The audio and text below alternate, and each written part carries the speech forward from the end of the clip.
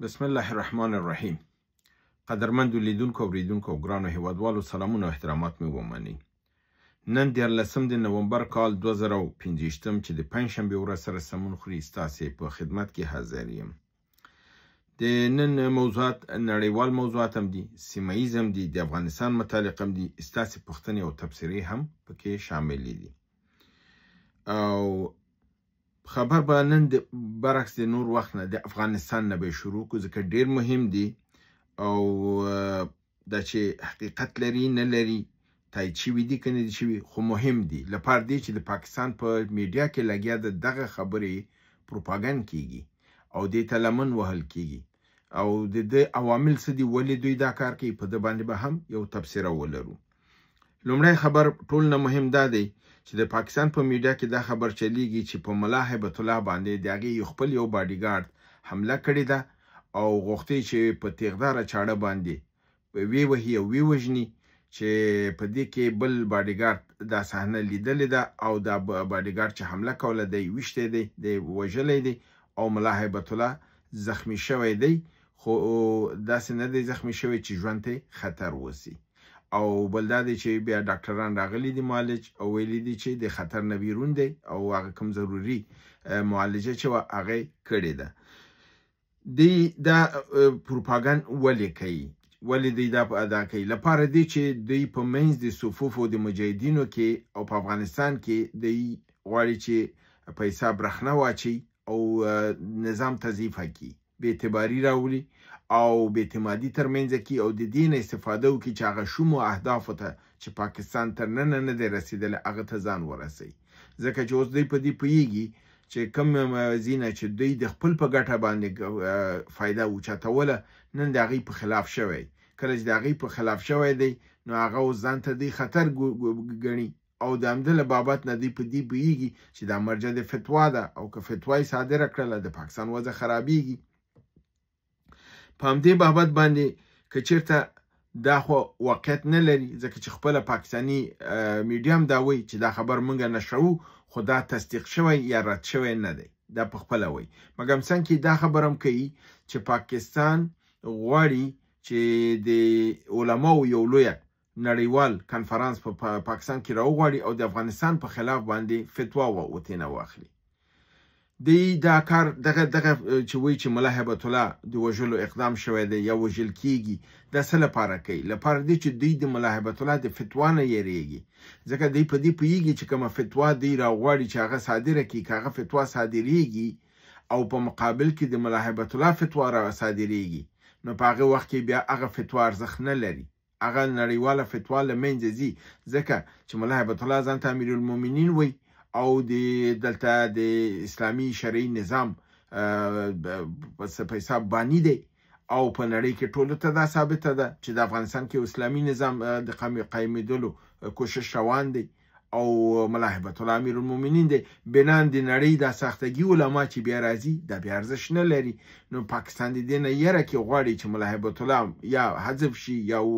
ورته داسې شي چې زخمی شي شفخانې ته لاړ شي او دوی د علما را وغواړي او دا فتوا صادره کړي. که دوی دا کار وکړه دوی خپل بیا یو ځلې بیا په توبرګي وهي، ځکه چې چېرته د افغانستان علماو فتوا صادره کړه بیا د پاکستان علما، د بنګلادیش علما، د هند د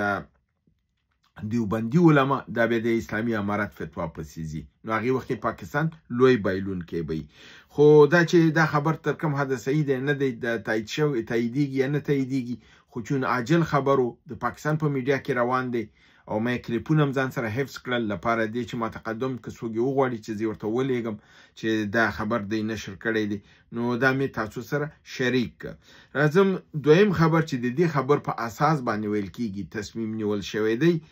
هغه دا دی چې ملا عبدالغني برادر د اقتصادي امورو نایب رئیس الوزرا دا حکم صادر کړی دی چې د پاکستان نه دوا، ادویات او هغه بعضې جنسونه چې راتلل دا د ممنوع قرار شي، نور به نور نشي راتللی. افغاني تجارانو ته دا حکم کړی دی چې پس له دې نه دوی باید 3 میاشتو کې دننه خپل تجارتي ټول امور د پاکستان نه راټول کړي چې پس له دې افغانستان به خپل سرحد بندوي او دوی به د پاکستان سره هیڅ نوه مراوده نه اقتصادي نه دغه هیڅ رقم به ورسره نه ساتي. ویل کېږي چې دغه حکم هم ملا عبدالغني برادر د دغه واقع د ملا هیبت الله د حملې نه پس کړی دی، ځکه دوی په دې دغه شوي دي چې دا حمله کېدی شي د ISI د کسانو په ذریعه چې دلته د مداخلت کوي دا شوی دی. نو که چېرته موږ دا سرحدات بند کړو او قیودات ولګو نو د ISI به ونه شي کولی چې افغانستان ته راننوځي او مشرانو ته خطر پېښ کړي او امنیت به 100% د دې سیمو ونیول شي. نو ویل کېږي چې دا په دې اساس باندې دا فیصله شوې ده. خو که دا فیصله په هر اساس شوې ده، افغانانو دې ته ښه راغلاست ویلی دی. افغانانو ویلي چې اول ځل دی چې یو مثبت قدم اخیستل کېږي، اول ځل دی چې د پاکستان په خوله باندې یو سوک وهل کېږي، او ولو که دا د افغانستان خلک د ولږې او د مشکلاتو سره به مخ کړي، خو خبره دا ده چې افغانستان خلک وایي چې دې ته حاضر دي چې دا ولږه قبول کړي، خو د پاکستان دا کوم رضالت چې د افغانستان په مقابل کې شروع کړی د ده مخنیوی په هر لحاظ سره لازمي دی او افغانان باید د ده مخه ونیسي. دا یو ډېر مثبت دغه دی. نو دا دوه مهم خبرونه چې د دواړه د افغانستان لپاره حیاتي دي، د پاکستان سره مراودې قطع کول او خپل کومکونه، خپل د اقتصادي مراودې د منځنۍ اسیا، تاجکستان، ازبکستان، ترکمنستان، قزاقستان، قرغیزستان او د ایران او د چین د لارې نه فعالول، دا د افغانستان لپاره یو لوی بدلون دی. د افغانستان اعتماد به بحاله شي او افغانستان به وشي کولی چې د پاکستان په باندې چې دا دومره کلونه زموږ د ترانزیت دغه هغه به د منځه لاړ شي او د پاکستان دغه خوب چې زه دروازه بنده کړم ستا ته ژوندی نه پاتې کېږي، دا به خپل دغه به مرګ ته یعنې خپل ځان سره به دا شی ارمان به ویسي. راځم مخکې دې نه چې نور مسایل دغه کم د پاکستان متعلق دوه خبره چې پرون موږ تاسو دغه کړل د وانې او د همدارنګه د کیډټ کالج باندې د حملې او د اسلام آباد د دې پرله دوو ګروپونو جمعیت الاحرار پاکستان او اتحاد المجاهدین د پاکستان د دوو دا په غاړه اخیستی دی او دوی ویلي دا عملیات چې شوي دي په اسلام آباد کې او په نورو سیمو کې دا دوی کړي دي، بنان دا مسؤلیت هغوی اخیستی. کله چې پاکستان دا خبره کوي دا خوارج افغاني دي او افغانستان کړی دی، دا په خپله غلط ثابتېږي ځکه دا ګروپونه په پاکستان کې موجود دي. بله غټه خبر دا ده چې په دیر اسماعیل خان کې نن هم یو ځلې بیا لویه جګړه شوې ده، 100 ساعته دوام کړی دی. په دې کې پاکستان پوځ ته ځاني او مالی زیان رسېدلی دی. ویل کېږي چې د بنو او د باجوړ د حکومت سره اړیکې قطع شوي دي، کنټرول د مجاهدینو لاسته ورغلی دی او په ښار کې د مجاهدینو ګزمې ګرځي، چې دا انشاءالله دا ډېر ښه علامت دی چې د پاکستان د سقوط ابتدا ده. دا ښارونه چې سقوط کوي ورو ورو دا به نیول کېږي او انشاءالله د دې سره که دافع هوا سیستم هم د مجاهدینو لاسته ورغی، بیا به د پاکستان تیاري دې خوا نشي راتللی او د ځمکې نه د مجاهدینو مخه څوک نشي نیولی. په نړیوالو موضوعاتو کې د چین نوي یو رادارګریزه جنگي تیاره چې بالکل نوی ماډل دی په نامه د GJ11 د دغه کړی دی، ویلي چې دا به ایران ته ورکوي، چې دا غربي نړۍ بالخصوص امریکا یې سخته وارخطا کړې ده او د دې په مقابل کې احتجاج ښودلی چې چین ولې ایران تسلیحاتي دغه همکاري ورسره کوي، زموږ په مقابل کې تقویه کوي. ځکه اسرائیل او امریکا دا لوبه ده چې یعنې ما ته مقابل کې څوک مه تقویه کوه، پرېږده چې ضعیف وي چې زه یې ووهم، لکه د پاکستان چې افغانستان وایي باید اسلحه ونه لري چې زه کله غواړم حمله وکړم زه یې ووهم. نو دا کومه لوبه شوه چې ته ځان ته تسلیحات برابروې بل به یې ځان ته نه برابروي. دویم نړیوال خبر دا دی چې اسرائیلو د هغه د شرم الشیخ د توافقنامې نه مخ اړولی دی او ویلي دي چې موږ هیڅ نوع تعهد امریکا ته نه دی ورکړی چې موږ به د رفیع دغه چې دي په حساب اسیران او هلته چې څوک د اسارت لاندې دي محاصره دي دا به موږ خوشي کوو. لیبرمن د حزب لیکود حزب مشر چې د همدغه نتنیاهو د ګوند مشر دی، هغه په نتنیاهو باندې نیوکه کړې چې د امریکې سره د حماس د اسیرانو چې په تونل د رفح کې بندي د ده سازش او دغه کړی دی او نتنیاهو دا ویلي چې نه دا ما سازش نه دی کړی، زه دا نه ورکوم او ما امریکا ته هم داسې کوم تعهد نه دی ورکړی چې زه به دا خوشي کوم. د ده معنا دا شوه چې د شرم الشیخ کوم یو چې ټرمپ یې نازېده هغه نقش پر آب شو، یعنی د اوبو نقش دی جوړ شو او دا د منځه لاړه لپاره دی چې هغه دا ویلو چې دا تعهدات به حفظ کیږي او نتنیاهو وایي چې ما دا تعهدات نه دي کړي، زه ورته هېڅ کوم احترام نه لرم، یعنی دا ما نه دی امضا کړی، بس امریکا امضا کړی عربانو سره دی پوهېږي عربان زه خپل کار کوم، چې دا د امریکې لپاره ډېر یو لویه صدمه ده. همدارنګې د اسرائیلو کلنۍ د نظامی بودیجه تصویب شوې ده 4.15 میلیارده ډالر د کال 2018 لپاره په دې کې 2.18 میلیارده ډالر صرف د ایران د جنگ لپاره د حکومت نه غوښتي دي، چې هغې کې وزیر مالیه ورته ویلي دي چې زمونږ حالت د نظام دومره ښه نه دی، دومره غټه بودیجه چې تاسو اخیستې ده او په بې ځایه بعضو ځایونو کې هم لګولې ده، بې ځایه بعضې خریداريګانې او تعهدات هم بعضې ځایونو سره کړي دي چې دا نو په کار، نو هغوی په دې سر باندې ورسره دا وکړي دي خپل د اردو سره چې تاسو خپل مصارفو دا باید کم کړئ، دغه بودیجه مونږ نشو درکولی ځکه مونږ کسر د بودیجې سره مخ یو. یعنی اسرائیل غواړي چې د بودیجې دغومره چې ده دې کې 2.18 میلیارد علیحده د ایران په متعلق دغه کې چې تر څو دا جنگ ته وشي کولی ادامه ورکړي او ویل کېږي که دغه بودیجه ورکړل شوله ممکن چې اسرائیل ډېر زر په ایران باندې برید وکړي. دویم نړیوال ډېر مهم خبر دا دی چې ما پرون تاسو ویلې چې اکان فیدان د ترکیې وزیر خارجه د الجولانی د سفر سره سم امریکې ته ځان رسولی او الجولانی و اکان فیدان او مارکو روبیو سره یو ځای یو ناسته کړې وه، خو پس له هغه نه چې کله د اکان فیدان غوښته چې په هر موضوع کې هلته خبر وسی او په هر جریان کې وسی ځکه چې هغه دا فکر کوي چې الجولانی زموږ بغل بچه دی، مګر الجولانی دا ورته ثابته کړه چې دا د بچی نه دی، دا د سیاسي بچی دی او د امریکا سړی دی. بنان هغه د ټرمپ سره یو په یو ناسته وکړله چې د بندو دروازو تر شا یې وکړله او په دې ناسته کې هیڅوک ناست نه و. دا د ترکیې لپاره باعث تشویش شوی دی ځکه ویل کېږي چې د دې نه دروازو تر شا په دریو مهمو موضوعاتو باندې تصامیم نیول شوي دي. ایران په هکله د اسرائیل د سوریې نه د امریکا څنګه استفاده به ترې کوي، د ترکیې په مقابل کې آینده کې د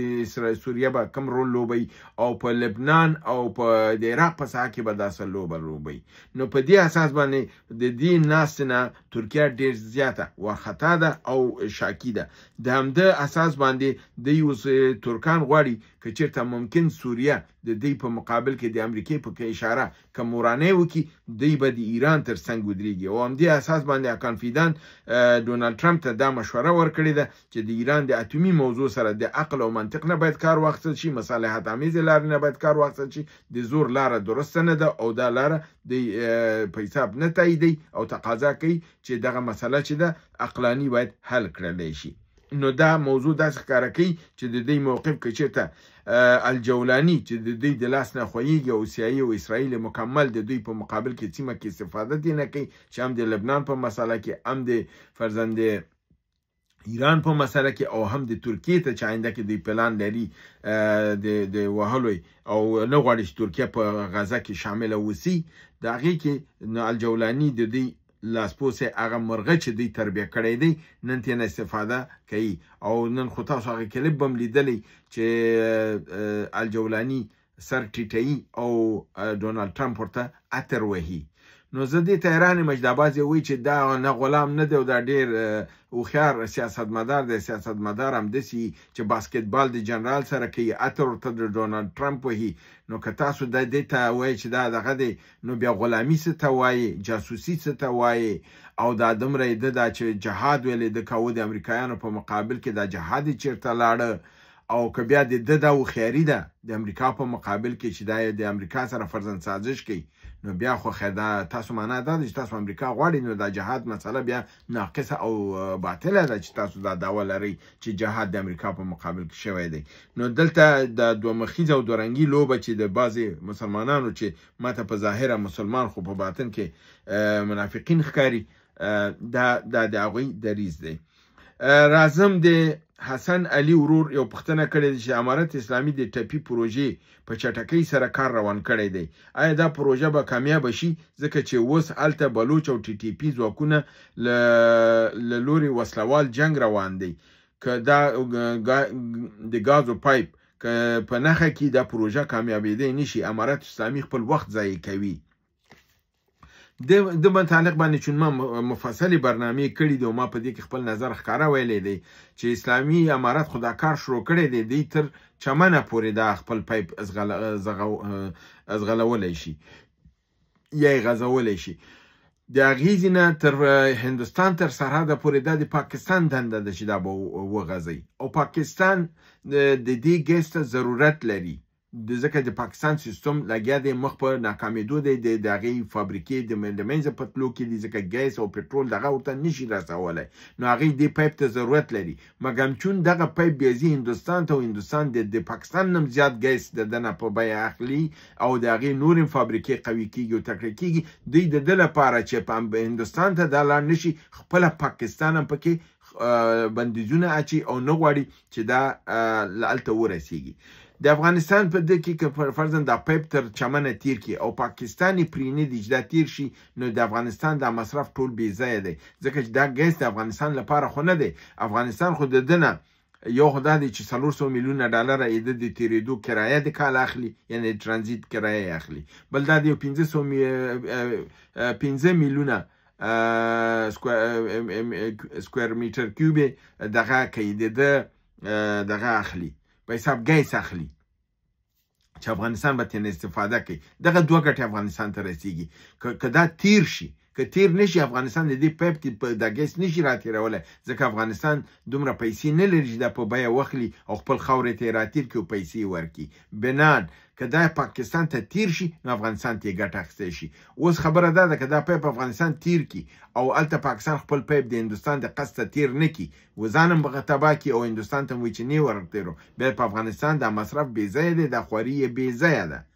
راغلم دې ته چې تاسو ویلې چې مجاهدین به دا پیپ وایي او افغانستان کې دا پیپ په دې نه تېرېده چې طلبایو کرامو دا نه پرېښوده چې دا تیر شي